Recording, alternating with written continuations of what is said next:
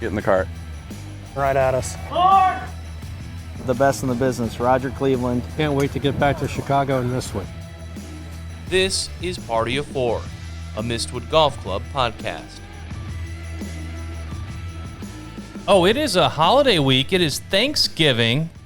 We've got turkey on tap, but we've also got Director of Golf Andy Michelson. How you doing? Awesome.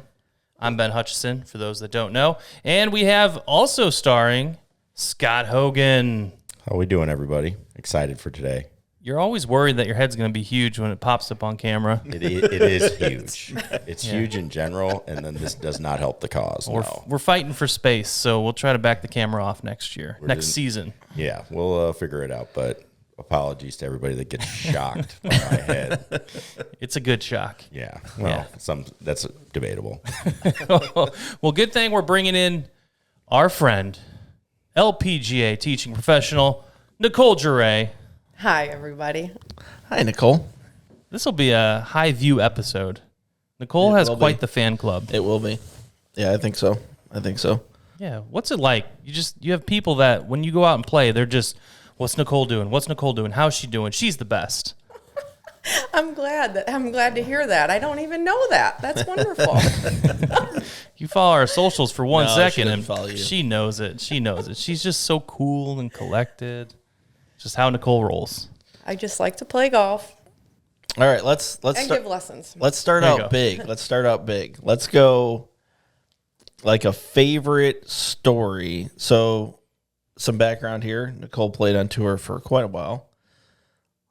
Let's go with a favorite story. Let's start out big. Favorite story. Favorite story Yes. from my playing days. Yes. Oh, my favorite. And not a lot of people listen to it except people in Germany. So you can kind of dig deep. You can hang some people out there to dry. This thing's never gone viral before, except don't say you hate Rory McIlroy's caddy. That's the only parameters. That's the only time we've gone viral. Millions of views. Oh, Yes, that's no. it. So I think my favorite story was one of my rookie year. I was paired with Nancy Lopez, the nicest person on the LPGA. So good, too. And so good. So good. Oh, man. And Dottie Mockery or Dottie Pepper. What year would that have Who been? was very intimidating. 90. It was my rookie year, so 1994. Wow. So Lopez was still winning tournaments, and Dottie was as good as it gets at that time. Yeah, she was always in contention. Holy smokes. So it was in Phoenix, and I was really nervous to play with both of them. Yep. The nicest, the best, and then the most intimidating. Yeah. Scared to death of her. Not anymore, but back then, Yeah. I was scared of everybody. I was scared to even walk in the locker room. What did that first tee shot look like? I actually hit it right down the middle. Nice. That's was not awesome. a surprise. Nice. Yeah. But I'll never forget on the first hole, I was behind a tree. I chipped it up there about 5 feet, and Dottie Pepper was away. Dottie Mockery was away, and I was waiting for her to go, and she wanted me to go first. Oh, because like you were on her line or whatever? Yeah. Oh, man. I mean, it was kind of on her line. Not really, but she was clearly further than me. Did you give a little, who's out? She said, "Rookie, you're out." I'm like, "Okay." Boop. I made the putt. Nice. And then on another, I love this because on another hole we were playing, and I had made 3 birdies in a row, Wow. and Dottie made like 1 or 2, and Yeah. she took the tee from me on the 9th tee block, and Nancy and I are standing there, and she goes, "You're up," and I'm like, "I know, but I'm not gonna say anything to her." So Dottie turns up and goes, "Hey, rookie, you're up." Oh, she was already like. She was getting ready to hit, and then she goes, "Rookie, you're up." Like it was my fault that she was going. So then I went up there and hit the ball. She looked tough. Dottie Pepper, like, not only on TV looked tough, just like the way that she, like her demeanor. She was very tough. She always had like her goals in her golf bag, and she would write them down every day, and she was had blinders on, wouldn't talk to anybody. So she was like running hot. Were you guys? Yeah. You guys were what, about the same age, or maybe she's a touch older? than you? She's a little bit older than me, Okay. and then Nancy's older than both of us. Yeah. Yeah, but she's really a great person, honestly. I think she was just giving me a little bit of a hard time because Yeah. I was a rookie. That's great. Who would have been in that rookie class with you? Any kind of notables? Annika Sorenstam. That's Pretty good. really notable. Pretty good. All right, thanks. All right, we'll see you next time. What was that like? I mean, she wasn't instant, but like you kind of knew pretty quickly that she was going to be amazing. Yeah, Right? I mean, everybody. I mean, we really didn't know. Like Annika, she was always just kind of there. She never did that great. She didn't hit it that far. She was little. Yeah. You know, she was just kind of always around, quiet, doing her own thing, just kind of barely getting by, but doing okay. Yeah. And then, you know, after having some experience that first year, then she just took off. Yeah. Yeah. And she started getting like in the gym and everything else, and then like that's when the 2000s and everything else Yeah. happened. Just exploded. Yeah. Yeah, because I remember seeing her. I think the tour used to come through to Stonebridge, right? Like in the late 90s, there was a. So they played at White Eagle in Chicago Okay. for a few years, 94, 95, 96. Yeah. And then I think it moved to Stonebridge. She won. Yep. She won the U.S. Women's in '96, right? Was it 95 or 96? I think 96. Okay. That was at Broadmoor, right? I think it was. Yeah, I think that's right. I remember seeing her around that time, and it was very Justin Leonard-ish. It was nothing real flashy, and then you add them up at the end, it's like 67. How did that happen? Yes. You have any Annika Sorenstam meeting her in an airport stories or anything, Ben? Nope, not with her. We didn't meet. We didn't meet, but definitely paid attention to her Ben's got a career. Lee Westwood story that just basically is him. Ooh, Lee Westwood. No, Yeah. it's not a story. He's It's one just of my you saw favorites. him in an airport. Well, if you met him when I did, he wouldn't be one of your favorites. Oh, no. Yeah. They say don't meet your heroes, but he wasn't really my hero. It's just a story. But Well, good anyways, thing I didn't meet him then. this is about you. So like, let's do a massive fast forward. You're starting to, you saw in the last few years as you've been invited to some of these senior events and playing these senior events, you're seeing the Annikas and the women that you competed against as long as 25 years ago. Like what's the vibe now versus back then? It's obviously probably not as intense, but like what's that like? It's so different. Yeah. Now, I know I'm different, but I think everybody's different. You know, back then it was cutthroat and, I was scared to death of everybody because I didn't really, I was so young. I was so young on tour at the time. And, all these people had so much experience. And so it was really hard for me to ever feel comfortable. It took me a really long time.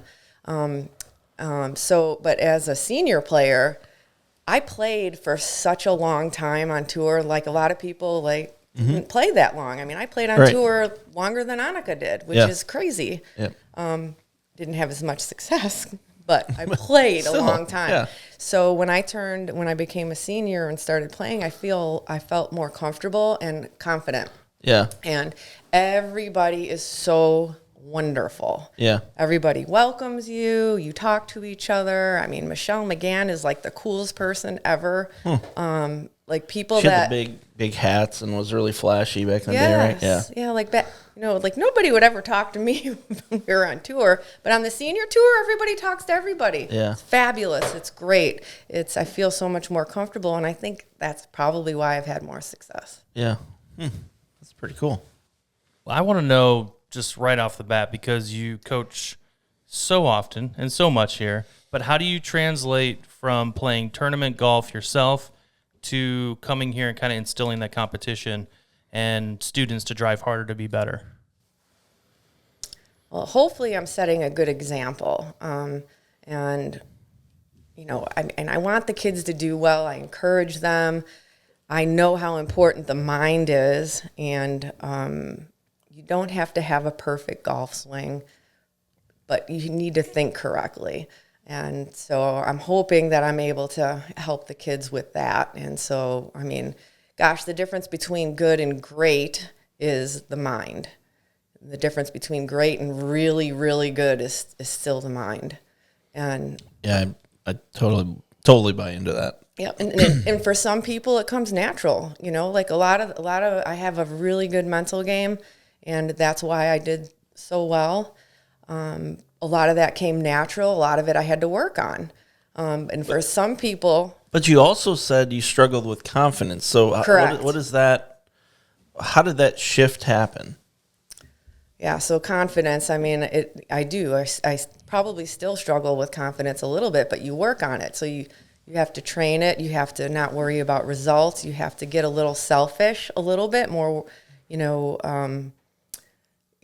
not worry about what other people think. Yeah. Which is actually, I mean, when you're always thinking about yourself, that really is selfish. But if you're worried about what other people think, that is also selfish. Do you know what I mean? Yeah. So you really need to just not really care what other people think and go and play.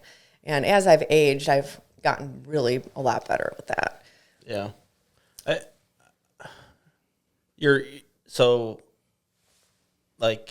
it like a more like very self-aware in the moment, or is it more of like almost like a out-of-body experience? I've had both these things. I'm just want to throw it by you because you've experienced way more. Like, do you feel like it's an in-the-moment thing, like you need to be hyper-aware of what you're doing, or do you feel like a video game, like you're playing it for somebody else?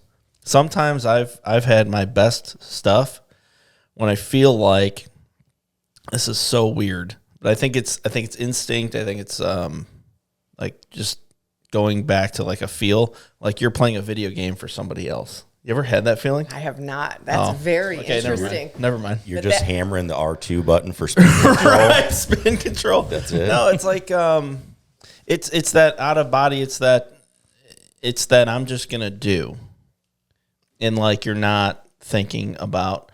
I hate the saying you're not thinking about anything. Everybody's thinking about something. Everybody's thinking about one swing thought. Like when you're grooving it, you got at least one swing thought, right? Yes, there's Yeah, always there's something. always one. Yep. But it comes easier. It comes if for some reason it just comes easier. You see the shot and you're able to do it. Yep. And it's not forced. It's when you try to force it, it doesn't work. Yeah. So like, how do you react to pressure situations? Would you say, or like situations that feel like they're almost getting away from you or beyond like what your capabilities are?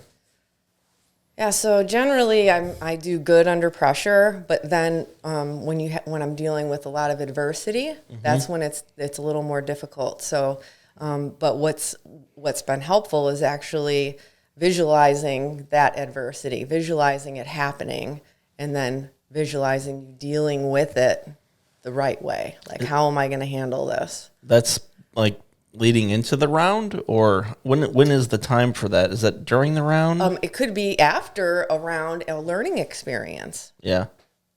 It could be, if I remember one time in Mexico City, I was playing really good, and on the 18th hole, I made like a 9. That's like the hardest hole on the golf course, and I was just in so much trouble. And when you get in trouble, I start to panic, right? Just like the rest of the world. And so you have to really, that round taught me to really breathe and, reset and, because you have to keep, instead of like getting more scared and more worried and then making a big number, if I would have been able to handle the adversity better, then I would have made the cut and I would have been happier. Do you, with all your years of experience, with all your experience, do you ever use the tactic of I've hit this shot before? All the time. Yeah. Like that's one of my go-tos, anchoring or reliving a great shot. One of my caddies, my first year, she taught me that. Can you explain that? Like, yeah. Because people are like, oh, muscle memory and everything else. Like, it's not muscle memory, but like, explain that process of how that works and happens. Yeah, so it's so say I'm on a par 3 and I have 148 yards, and I'm like, okay, I pick my club. I got a 6-iron in my hand. I'm thinking, okay, I had this shot on hole number 2, and I hit it great. So I'm like, on number 2, I hit it. So I like relive that perfect shot for the current shot that I'm having. Yeah. And then it like works. Just from a mental and emotional standpoint? Mental, emotional. Your brain doesn't know the difference between real and not real. And even though you already hit it, now you know you can do it. This is my video game thing. This is what I mean by that. Right? It's like you're going back to something else, and now you're just like replaying it, not like at that moment playing it. Does that make sense? Yes. That's my video game It's thing. a Coming replay. back right. It's You're a basically replay. trying to do a replay of something you already did. That's what I meant by a video game moment. Sorry. Yep. All right, I'm going to take Replay. time out. I like it. Yeah, Scott, what do you got? Going back a little bit, you talked about confidence. Now, you struggled with that when you started on tour. Before you got to tour, though, were you a confident player, like in junior golf and through college, or was that something that was new that you lacked confidence when you got to the tour? No, I mean, so I probably have always been a little bit unconfident, I should say. But, you know, when you have more and more success, then you get more and more confident. Like when I went to college, I didn't think I was that great, you know, like I went. I mean, most of the schools I wanted to go to, they were like, yeah, you are not even close to good enough. So I ended up at Northern Illinois, which was fantastic. I loved my coach. I loved my experience. And then I like just started winning golf tournaments, and I would like win and be like, wow, that was amazing. And then I would like win again. But I think after you start winning, then I was able to get more confident. And then when I first turned pro, I missed my first cut on the Futures Tour, which is now the Epson Tour. And then the next tournament I finished in third. I mean, I didn't really think I could do that, but I did, and then the confidence just built. Did you have like full control, knowing that you made the right decision to play? Like coming out of school, was it your decision, or did you feel like other people were pushing you to that? Oh no, it was totally my decision. Good. I don't think I had anybody supporting me actually. All right. I think they all thought I was crazy. Yeah. And most people think I was crazy for playing as long as I did. But to me, I loved what I did, and I loved playing. And yes, I wanted to have more success, but I loved traveling and playing. And I have so many great memories. I've made so many great friends. And all those years of playing really, that's why I'm still such a great player, because I played for so long. Right. And so I'm really enjoying playing now. Yep. Even though Did you hear that, Scott? She called herself a great player. Yeah. Maybe learn something there. No, that's her thing. Confidence. I got my thing. She's You're got the her confidence. I love that confidence. Everybody's different. I like. I like to. Hey, I'm a realist. That's where I'm at. Oh yeah. Yeah, I know I didn't stand a chance once I went to Northern Illinois. I was not going to be the most famous person at Mistwood from there because Nicole Jeray working here with me. Well, I have a Go lot Huskies. of yeah, right. I have a lot of competition here, though. I mean, I can't beat Andy and I can't beat Frank, Oh, come Get on. out of here. but I got everybody else covered, I think. Get out of here. You do. Oh, I did beat you once last year, though. One time. Oh, Real life, not video games. She whooped up in Florida. I mean, it was like it was early in the season. It was a very memorable moment for me. Good. Andy was in a driver She crisis. rips off like 5 birdies on the front. We're like, what in the hell's going on here? It wasn't even that nice of weather. I know it's Florida, but it was like 50 and cold and like, It's tough to beat. man, I don't even know what's going on right now. Let's just go something simple. Favorite tip. Your favorite, like your go-to, you feel like, the best tip you ever got from a golf standpoint, or it could be a mental standpoint or something throughout the years. Favorite tip. So my favorite probably is Dee Dee Owens at Cog Hill taught me the right way to practice. Interesting. Yes, and I would just beat balls on the range and then hit chips and putts. And she taught me how to do random practice. Yep. There's block practice and then there's random practice. She taught me that, and that was a game changer for me. Yeah. So you work on your swing or whatever you're working on, and then you go over to a different area, and even if it's 2 steps over, and pick out different targets, hit different shots. Yep. And so I did that did that when I warmed up before I played a tournament. You know, everyone's on there with their lines and trying to make perfect swings and everything. And I would warm up, and then I would pick targets like I'm on the golf course, and then I would go play. And I was the only player, I remember, only one doing that. And I really think that helped me become a great player. So that was one of the, I think that was one of the best tips I ever got. The sameness of that every single time, regardless of event, that was important to like your mental preparation, right? Correct. Yeah. Yep. I did that I still do it the same. Yeah. I was 22 years old, missed first 3 cuts, playing Hooters Tour before I figured that out too. I didn't have a routine. I just came out of school like, you know, pretty good player and whatever. Just never had a real good routine. And it's, you know, what we're teaching these kids and trying to get them into when they're 14, 15, 16, like, I just feel like you just want to shake them and like, hey, if you want to play good golf the rest of your life, like, you have to build in these routines in order to, you know, overcome, you know, this event that's just a generic high school event.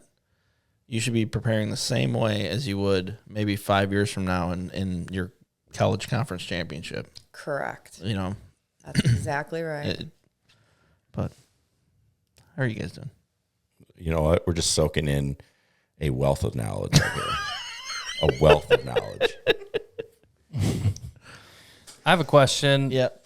There's a lot of distractions out there for teenagers and kids, and you obviously try to instill in them that they have to work hard to be successful. I'd say, what is the hardest part of teaching teenagers in today's world that we live in? Yeah, so it's good question. Wow. It is really hard to get them to focus. So, you know, working hard is really important, but I think smart work is very important. And I think if the kids would realize that if they just worked smarter and more focused without their phones and all this other stuff, they don't have to work as hard and long if it's efficient and good work. Yeah. Okay. I think with the tools now, you're able to simulate an actual situation, right? And you're able to work with the tools that are out now. Good example is like my son Casey last night in our dining room, where the putting green's at. He had lasers out, and instead of just rapid firing them in the holes, I said every single time we're going to go through your routine, and you're going to make sure that the line of the ball is on that laser and the line of your putter's on that laser. And it's probably hitting 1 putt per minute, right? Because he's going through the whole thing.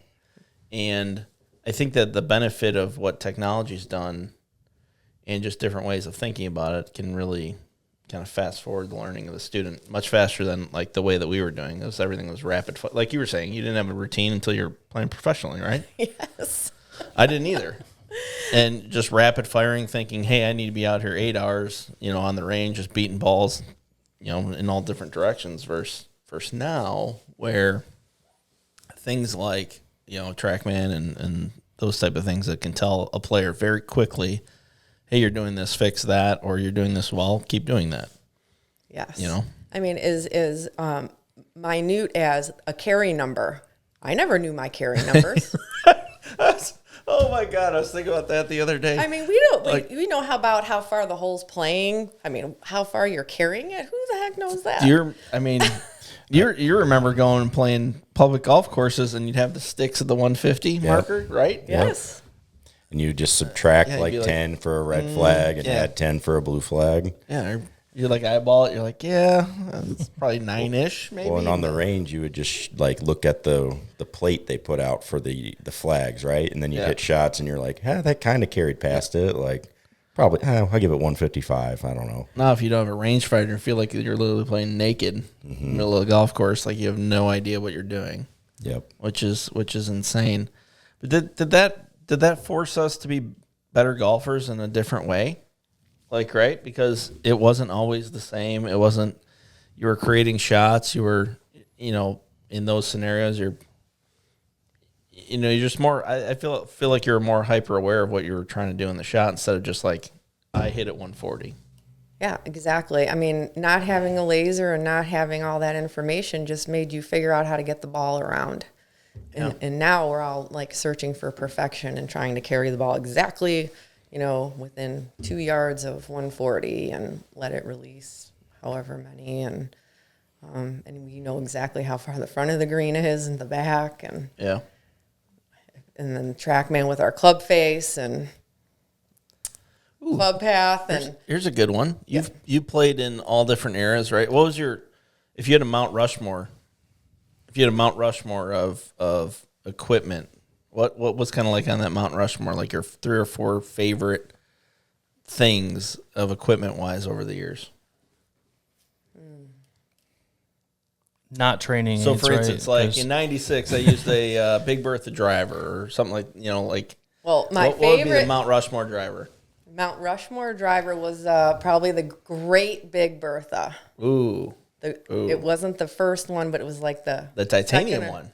Yeah, I think it might have been titanium. Yeah, that was a really good one. And they made the biggest, and that was a little bit weird. But yeah, the Great Big Bertha was a great one. Yeah, but my favorite driver was when I saved all my money to get my very first tailor-made metal driver with the gold shaft. Sentimental. Tie bubble shaft. No, it was before No, that no, one. no. It was when This we was- first went from wood to metal. Maybe Okay. a burner. Maybe a burner plus. Was that a burner? It was a tailor-made burner, I think. Yeah. 12 degrees. They only made like the Probably. one loft. Andy's looking for people to join him on the M2 hill here. No. That's what he's looking No, for. she was a Callaway by then. What was like your favorite set of irons you ever had? Probably Callaway. I mean, I outplayed Ping all growing up. Yeah. And then probably I had I know that Callaway. Oh gosh, what were they called? It was before the square grooves changed. Probably like X14, X16. No, before that. X4. You weren't X forged. Oh, they quit making them. It was a Callaway. Oh, that was the best iron I ever had. Did you ever play the Big Shovel, Big Bertha iron? I did play it one year. That was awful. What Just was I hitting missile thinking? launchers? What was I thinking? Yeah, and Paul Lazinger had the best moments of his career with those irons. So did Jim Furyk. Jim Furyk was money with those things. that was the start of the more forgiving iron. This is going to bug me if I can't figure out what iron you loved. Scott, It was can you fill some before time all here? those X's came out. Like X forged? Like It the was original before, X? talk it was about before the brainwaves. X, Before X right forged. before the groove change. Man, Oh, I loved those irons. Put This Jeopardy is music gonna in here or bother something. me. I don't know. this is going to bother me so much. Steelhead. Nope, before that. Uh, Oh, What year did they change the grooves? 2010. 2010 was when it was kind of enforced. So it was 2007, 8, 9, whatever year. All right, They let's had, cheat. They Let's had cheat. X forged then. Because I was on Oh. Callaway staff at those years. At X forged. Big Bertha. all right, we're going down Let's go 2022. back. You want to go back to 7? No, go up a little bit. Let's look It wasn't X, huh? No, it was not X's. They had a lot of Was it different like an irons. X20 Razor? No, Razor didn't even. Well, Diablo. It wasn't Diablo. Not Diablo. Nope, before that. Oh, she's saying before that. Go. It wasn't Big Bertha. Fusion? Fusion. Yes. Is that it? I think that was it. Yeah. Doesn't sound right. Is there another one? Just Berthas. Everybody in the comments. Hawkeye? Leave a comment. Hawkeye? Nope, not Hawkeye. Leave a comment down below. What irons is Nicole talking about? Yeah. God, it's bugging me now. Oh man, it's bugging me so But bad my right friend now. Leanne Walker was playing them, and it wasn't an iron that most of the girls were playing. It was different. And it was Callaway. I think it might have been Fusion, but it was thinner. I loved it. It was Fusion. Fusion was thinner. Was it? Let's pull up the Fusion.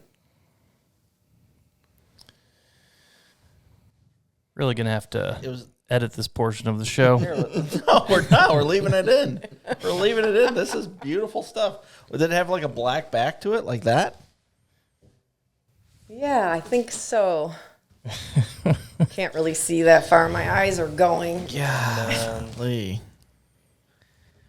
I am like such an equipment person that drives me so nuts right now. So putters. Yeah, let's go Do you putters. remember the never compromise putters? Yes. I loved those. Yeah. Which one? The blade or is it mallet or? The mallet, and they were like black and gray. Oh yeah. I loved those. Yeah. Those have a cult following for sure. They relaunched those 2 years ago. Did they really? Yeah, it's all milled though. It's not the middle part is not that plastic. I think that's why I liked it. Yeah, I it was don't soft. know. Wedges? Any wedges that stand out to you? No special wedges. No, you know, you're the wedge guy. How fast would you rip through those things? Yeah, I didn't think that fast. No, Like a whole maybe I needed to practice them more. Maybe a whole season? Every season. Yeah, they would start to Wow. go a little bit during the For season. a tour player to only switch out one time a season, man, wow. Golf ball, was their favorite golf ball ever? You don't need to be brand. Not really. No, I still like Callaway. I mean, back then Callaway didn't have a ball. I mean, I played Titleist, and then I switched to Bridgestone for a while because I needed more distance. Yeah, But then the ball didn't sit on the green very well. that's what you trade. So Distance and yeah. versus accuracy. So, but I think the Callaway was probably the best because I was still getting the distance, and then it's still sitting. So. Interesting. I love equipment stuff. I'm sorry. I'm always going to ask those things. Yeah. It's good. How much practice do you think you need on something in order for it to become like instinct? So I mean, I still don't know that answer. You can practice something forever. Yeah. But when you go to the golf course, you still go back to whatever you practiced. I mean, you have to really, really practice it on the course also. It takes a long time. I'm going to clip that statement there and send that to about 20 different people. So Perfect. yeah, because that's it. Perfect. So Yeah, we just like to go back to what feels comfortable, even if you practiced it forever. I mean, it's unbelievable. What's your tendency in the comfort zone?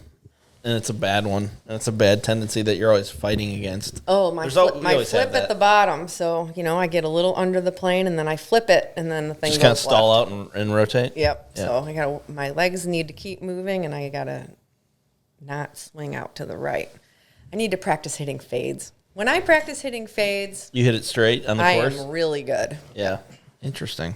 When the pressure's on, what works best? Like a swing thought when the pressure's at its highest, what do you feel like works best? I'm hoping you say it. Tempo. Okay, I love it. Tempo town. Okay. Tempo or finish, like just good finish. So like good balanced finish. Yep.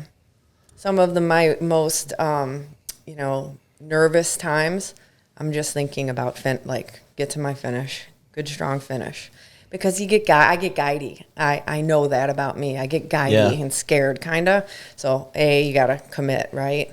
Which I had to really work hard on. That was one of the mental things I had to really work hard on. I'm pretty good at committing to my shot now, but if I just focus on my finish, I mean, I'm like golden. Like that's probably my number one. I love that. Yeah. Holy smokes. Because what happens at the end of your swing leads back into your actual swing. Correct. Right? Yep. Scott, what do you think? What's your go-to when the pressure is on the most? What works best for you? mine personally, Yeah.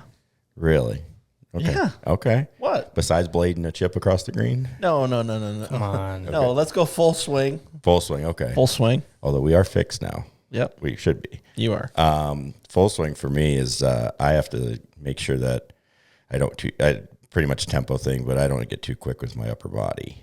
So I have to just kind of let it settle in, and if I do that, then I tend to my tendency is to pull the ball, or pull it, or then with the driver it gets to like become like a wipey cut. So it's usually some sort of tempo type of feeling. Yeah, I would also say tempo is just in a different spot. I think the transition, like letting this thing actually happen, is something that I don't do well. And when I'm in situation where I just forget about it, it goes from here and it gets gets steep fast, then I'm stuck, then I'm early extending and flipping like you're talking about, versus kind of letting that happen, and then I can pour it on. That's the thing that so many people get wrong in the golf swing. Like it's equal pressure, equal tempo. It's really not. It's like here, and then when you're here, like is basically as kind of like light and as soft as you can be. And then once this thing starts moving this way, you just pour it on. It's the analogy of swinging that hammer is a really good one. It's like you get the momentum going this way, and then you pour it on when you're trying to hit a hammerhead into a nail. It's like it needs that little transition point. You're not pulling it from there. Transition of the hammerhead going, and then you pour it on in order to hit Right that at the nail. last second, and it's like I love that. I love that thought in my head. So it's interesting. I have a question. It's more for Scott and Andy. What's it like for you guys to work with someone like Nicole, who has the experience and the tournament experience and everything else that she has? What's that like for you guys to try to pull away or take away? Because I know you guys are constantly talking, but what's your biggest takeaway from being able to work with Nicole? I'll say it's multi-tiers. I think it's intimidating from a, wow, what a great player, but it's also humbling in the fact that you don't need to know everything. And I'm not saying that from a mental standpoint. I love the fact that Nicole kind of lets stuff happen, right? Lets stuff happen in her golf game. Like, I'm going to put myself in the best situation, and then I'm going to play golf, right? correct. And I learned a lot by, like, you know, you still get some stuff from me wedge-wise. I'll still get some stuff from you in other aspects, right? I'm like, wow, you'd think she would know everything about this, but, like, there is just some happening of, and I don't mean this in a negative way, I mean this in a great way. She has just kind of played great by doing what she does and being just kind of very much in the moment and being a player instead of like a technician all the time. And that's where I think she can also be most valuable in teaching that to the students of like, hey, I grew up in this era. I had success doing this and following kind of these pretty basic guidelines of how to play great. And I really respect that. And I love that you're kind of the bellwether of how that could and should be done and not just so hyper focused on every little thing. You're like, you understand kind of the big journey, and sometimes golf just kind of happens, right? You just put yourself in that situation, and that's the part I like, but especially a sounding board in any aspect is where Nicole's most valuable for me. Cool. Scott? Yeah, I mean, selfishly for me, it's to be able to pick her brain on, some things that, you may have experienced, but things you also just hear about, obviously, about the best ways to practice, best ways to teach, having somebody that's been there and done that and be able to kind of pick her brain about these topics as well really, really helps. And, when we're coming up with stuff that we're going to do when we're working with juniors, things like that, being able to go to her and kind of ask her about it. And is this something that she saw before or something that she would have seen used on highly competitive situations? That's always extremely beneficial. Not everybody gets to do that and get it from somebody that has done this, for so long. And, whether she says it or not, it's very successfully because she stayed out there. It's a huge success to be able to stay out there that long. Right. Yeah. That's not something people can do. Ready for softball? Favorite course? Favorite golf course you played? My favorite tour stop was Columbia Edgewater in Portland. Huh. Tree lined, rolling hills, tight fairways, beautiful greens. I just like traditional golf courses with trees and lakes and hills. Fair enough. You liked when you had to hit it straight. Yes, I did really well. The tighter the golf course, the better I did usually. Yeah. You give me ocean or pine needles, I'm all in. Like either or. You give me an ocean or a big waterway on the golf or like bordering the golf course or pine needles in any fashion, I'm all in. Take my money, 100%. Yeah, there's so many great golf courses, though. It's so hard to pick like one. Yeah. Was there like a predominant area that you guys would play more often? More kind of southeast or We played all Florida? over. Yeah. I mean, Hawaii. We played California and Midwest, Ohio, Michigan, Florida. that was a hot topic. Lately has been the kind of the expense of going around without like getting into your checkbook. The expenses of going stop to stop. Was that part of, with that add anxiety to your ability to play well and things like that? I mean, it's a real thing, right? It was stressful when you're running out of money. I really learned how to nickel and dime it. There you go. I would stay in private housing a lot, which was very helpful. Drive when you could, and then so you don't have to rent a car and fly. And I mean, you just learn how to live cheaply, basically. I mean, it would have been nice to travel, Class A, but I wasn't making the kind of money to be traveling first class or anything. So, is there a habit you do now that you did back then when you were trying to scrounge? I'm still a scrounger. It's terrible. But I've gotten better now that I have a regular income. Like, is there something though that crosses over? Like, do you still make your own coffee or stuff like that? Like the scrounge. I've got to get the cheapest hotel. The best hotel I can get for the least amount of price. That's fair. And if it's too expensive, I go to the Airbnbs now. So, I mean, I want to stay in a decent place, but gosh, paying like. What's the cheapest you paid? Oh my gosh, I would pay for like a week.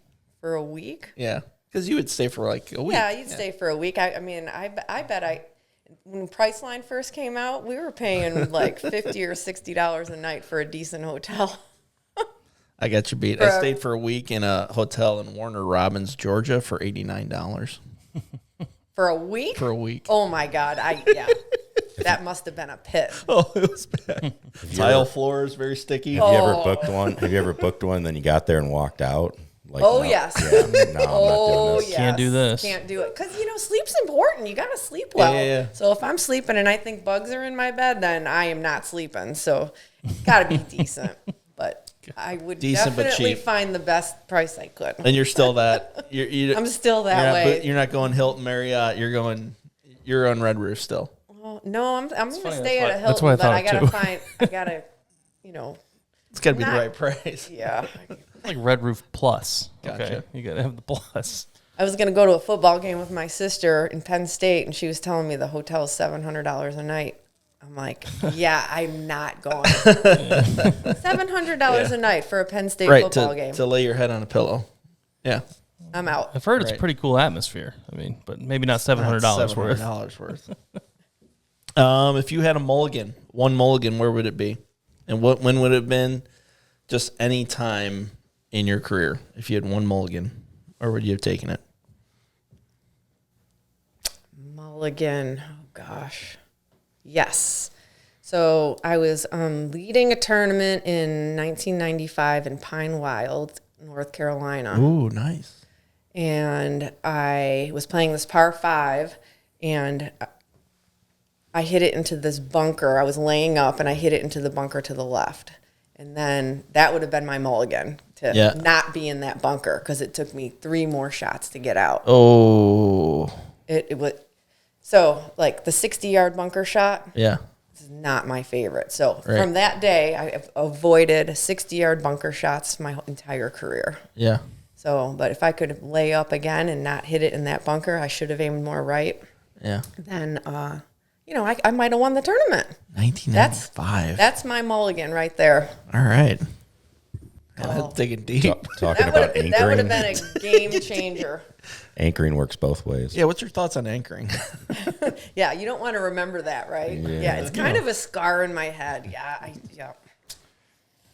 That always amazes me about golfers, that you guys can go back to a specific moment, a specific shot. It's impressive, but it's also, like you said, it's in your brain. So, Brandon Holtz, who won the U.S. Mid-Am, had a really cool story the CDGA shared where he blacked out. Did you see that interview? he blacked out. He goes, I can't remember the last like 2 or 3 holes before he won the U.S. Mid-Am. Oh my gosh. Have you ever been there? I've been there once. Like, I can't remember some shots from some certain events, but I can't remember. I'll put it this way. I can't remember. For me, I feel like the biggest tournament I won was that TaylorMade National Championship. The first time in 2016, I can't remember basically 7 of the 9 holes I played on that back 9 anymore. I can remember the tee shot I hit on 18, and I can remember the second shot I hit into 13. Can't remember anything else. Huh. Pretty wild. You have any usually, moments like that? Not really. Usually the better I'm playing, those are the ones Those I'm are the ones you remembering. remember? Yeah. Yeah. I really try to get rid of the bad shots, but they're more imprinted in my brain, all my good stuff. Yeah. I feel like, unfortunately, some of the bad stuff's imprinted the most. Like, for me. Like, I could tell you every shot in that final round of the PGA Professional Championship this year. That was rough. So you got to get rid of that. Yeah. You got to anchor all the good ones and. But coming back to it, I think I've matured, right? So it doesn't necessarily change the way I'll play in the future. What it does is it goes, I'm not doing that again. I'm not standing there and hitting that shot. I'm not gonna be dumb. Yes. I am not gonna do that again. Yes. Like I just like doing that's what that's unnecessary about. mental blunders, dumb golf, right? Just I am not gonna do that again. Whatever it takes, I'm not doing that again. But see, we're learning. It was a learning experience. Yeah, I'm and 44 so and now, I'm still learning, and you're still learning. I'm still learning. You still think your best golf's ahead of you. That's what I respect a lot about you too. I really do. I'm so excited about my new wedge game. Although Kyle Cushing just destroyed me yesterday. Shout out, Kyle. Shout out, Cal. So, question I have then, you talk about anchoring a lot and anchoring good shots. How do players, like we have our cap kids going now and they're working through things and making changes to their swing and stuff like that, and inevitably you're going to hit bad shots doing that, right? In your career, if you ever had to work on stuff and it didn't hit, immediately you're not hitting the ball perfectly, how do you kind of work through that so it doesn't become a negative thing that's in you? Well, you have to growth mindset. I mean, if you have a growth mindset, then you're not going to let those bad shots get to you because you're thinking about your future and you're like, okay, I've got to figure this out so that I can be a better player down the road. So I'm gonna deal with those bad shots because I need to work on whatever I'm trying to change, and just know that it's going to be better down the road. So you're going into it and you're defining like, hey, this is practice right now where I'm working on something, and you're telling yourself, hey, this is a session where I might not hit every shot great, but that's not the goal right now. The goal is to change something or I'm making it better for the future. Correct. Absolutely. And even if it's your mental game or, say you're working on committing to your shot, you don't want to be thinking about if you hit the bad shots. You're working on teaching yourself to commit to the shot. And even if they're bad shots, it doesn't matter because you're training yourself. Yeah. How do you, the better half, I would say, of the players that we work with, right? If you were to cut it in half and say the better half, I would say for the most part, they all have college aspirations, right? Whatever level that is. How do you fight through that not being the thing that gets in your way all the time? Like, hey, I need to do well here so I can get into this college. Hey, I need to do well here so I can get into this college. Like, how do they avoid that? It's such a thing even more now, I feel like, than it was 20 plus years ago when that time of my life was happening. Yeah, I think they're pretty stressed because they're like, they're worried about everything that they do because the college coaches are going to see it. Oh, I can't post a score that's bad, or I can't, but they have to look at the big picture, right? They have to know that they're working on their game, and the coaches are going to, if they're watching them play, they're going to see what kind of player they are. Yeah. And you just, it's again, you're focusing too much on result, just like the golf score. You can't think about the results of the college you're going to. You have to think about what you're doing now. What can I do now that's going to, be good for my future? And as long as you're doing things that you can control, then you're going to be okay. Yeah. You can't be thinking about, oh my God, I have to hit this shot perfect so I can go to Texas. Is there an actual like way of doing that you found? I mean, I think it's training the mind. You have to, the flow code stuff we're doing with the kids, and the meditations, and just teaching them how to not be distracted by things they shouldn't be thinking about, like the coaches. Yeah, that's a distraction. You don't want to be distracted with that. You want to be, what's my game plan? What am I doing? What kind of shot am I going to hit?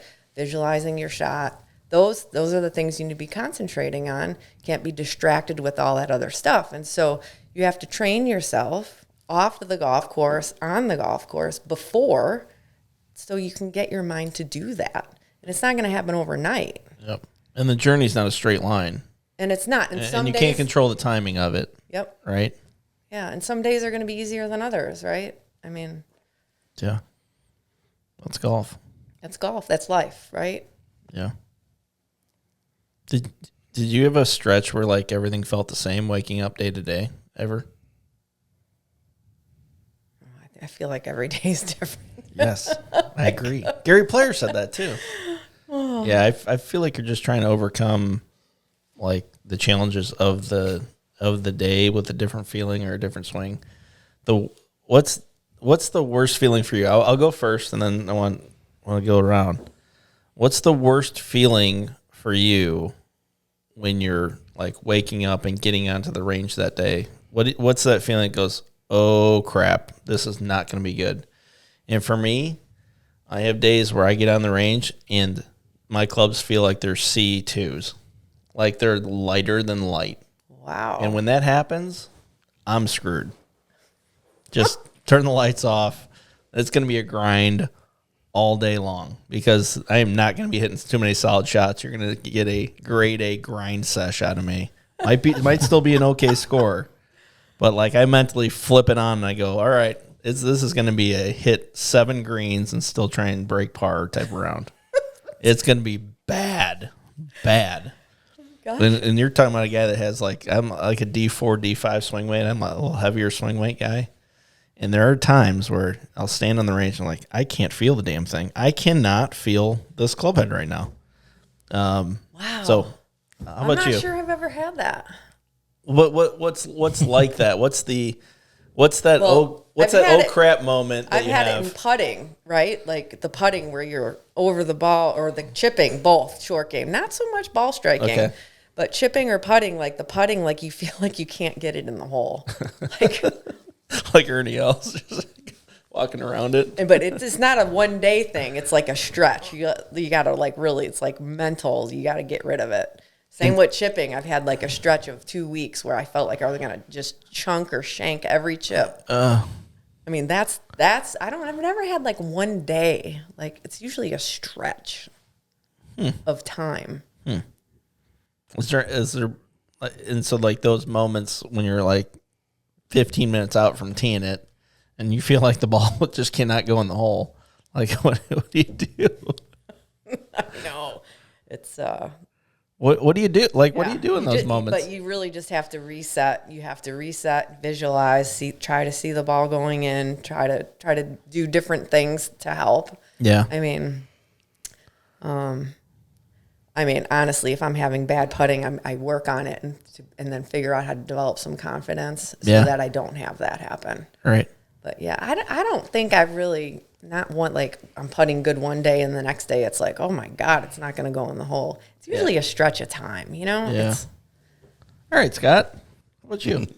So I'll try to keep this positive and all that. Thanks, bud. So appreciate that. For me, it's and this is going to be a weird one, but hopefully it makes sense. But it's the oh no moment is when you go out there and you have this mindset that like, man, I'm on, or like nothing's going to go wrong today. And what I mean by that, like, hey, man, I'm hitting every shot exactly where I want to. And, I have complete control because I have to be careful of that because it never carries over to the golf course. And so you're not prepared for when something goes wrong, if that makes sense. So,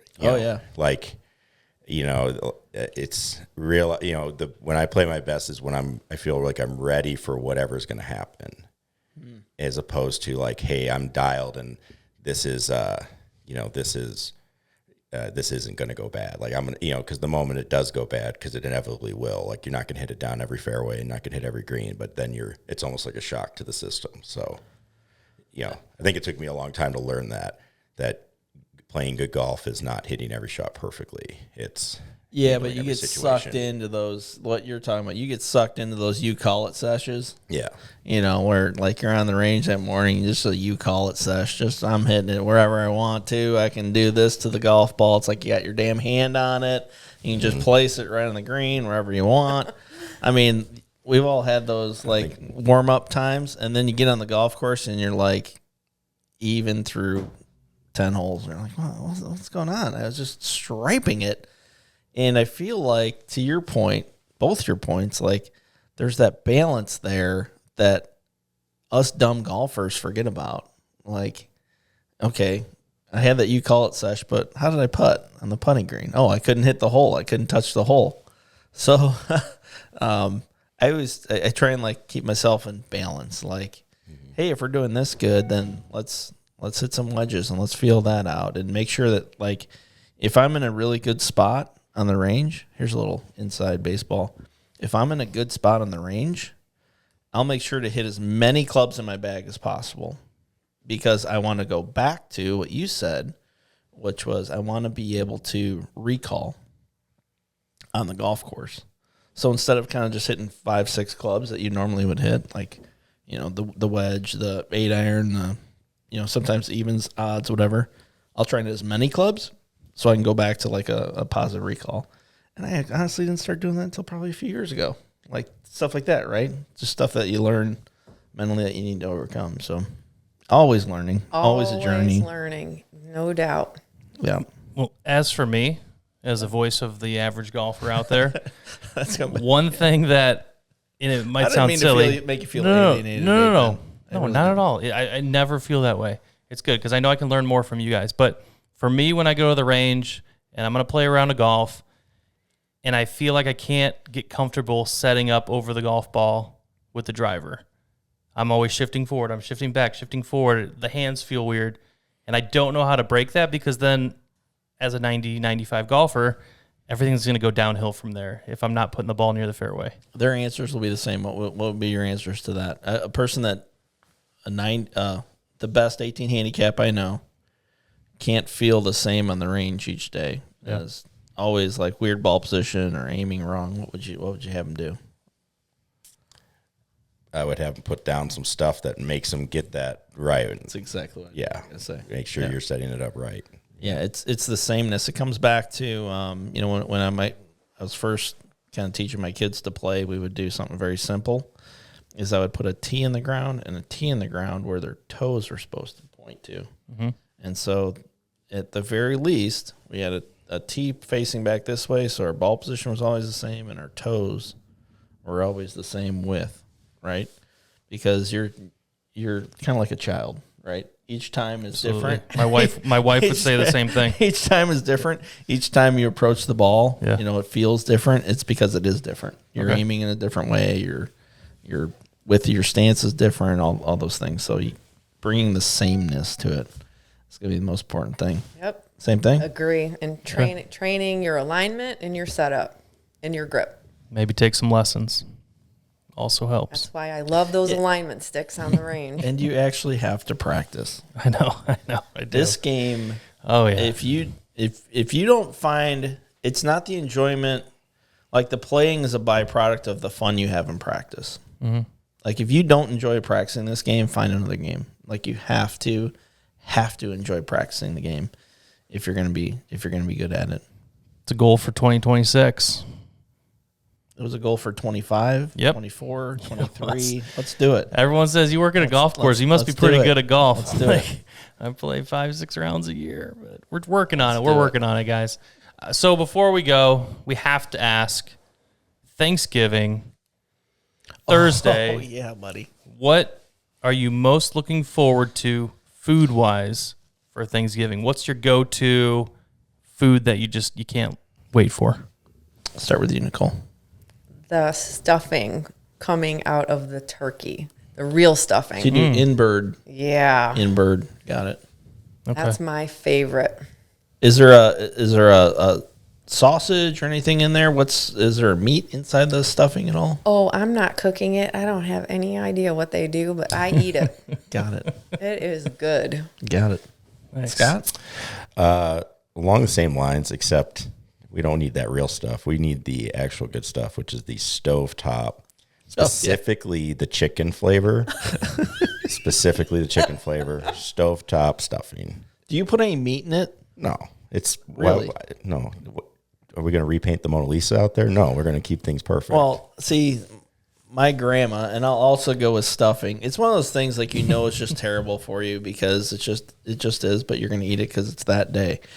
But my grandma's recipe that I grew up with was you put Italian sausage in it, and you actually use the like drippings from the Italian sausage to flavor the stuffing. So our stuffings were always like so much different from like regular people's stuffings. So I was like, always like, man, these taste like trash.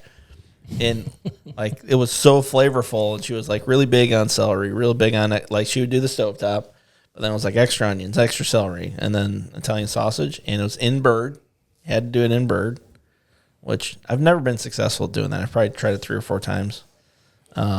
Just doesn't taste the same. Let's be real. This isn't a Thanksgiving thing. This is, I mean, in college, this was a regular thing. Like, hey, this is dinner. I'm going to eat just stuff. My college dinner, and you can ask any random friend that would come back at 2 a.m, would be the white bread, ketchup, and then mozzarella cheese on top. Oh. If you have not used ketchup as a pizza sauce, I would encourage it. I would absolutely encourage it. It's off the charts good. All right, Ben, take us out. When you cook ketchup, it's phenomenal. I'm telling you, it's better than some pizza sauces out there. On that note. Do ketchup, mozzarella. You would toast it first.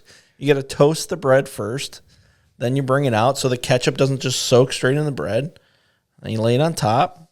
You lay the ketchup on top. Thin layer. Nothing crazy. Just like a pizza. Ben, I know you're a pizza crazy man. This so would not make my pizza. This hurts you so hard. But yeah, dude, mozzarella. If you want to take a couple of little pepperonis or any meat you want to add to it, you can add to it. It's not picky. Salami. You got salami in the fridge? Go ahead.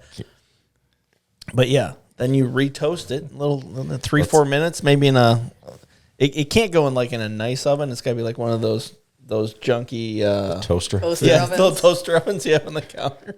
Oh, I'll tell you what, I served many people that late at night at the off campus. Okay. That note. Well, my Thanksgiving thoughts are turkey is way down my meat depth chart. I would agree with that. So I always look forward to ham on Christmas and Easter. We'll talk about that next month. But the thing I'm most looking forward to on Thanksgiving is honestly French silk pie from McWethy's Tavern. Let's get right to dessert. Shameless plug. That was good. Yeah.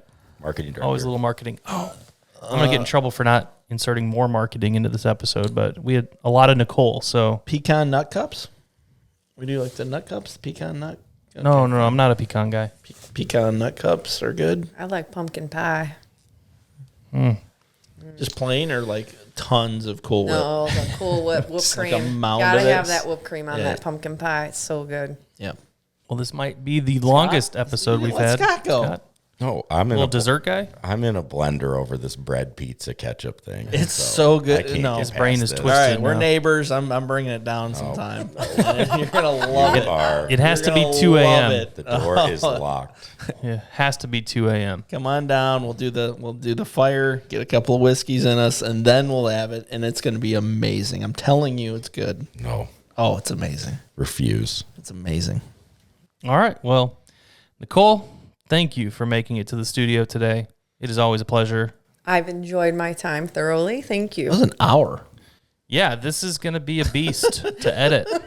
It is. It's gonna be a beast. Try to get it done by Thanksgiving, so it's relevant. We'll see. No, It's gonna be a beast. Scott, it's always a pleasure. It's been a pleasure. Yeah, I'm so enlightened today about food, about golf. hungry now. I know. Yeah, That's where I'm heading. Andy, you bring it every time. Thank you. I had notes today. guys. Yeah. That's how excited I You was were about really this prepared one. for this I had one, so notes. this is good. Notes. And it still ended up the way it did. But Just a dumpster fire at the end, like Yep. always. no, it's great. All right, we'll be back before Christmas. We'll get another episode out there, and we'll have a mystery guest for that one. So a little something to look forward to. Ooh, cool. Yeah. I'm looking forward to it. Thanks, everyone. We'll see you next time. Get in the cart. Right at us. The best in the business, Roger Cleveland. Can't wait to get back to Chicago and Mistwood. This is Party of Fore, a Mistwood Golf Club podcast.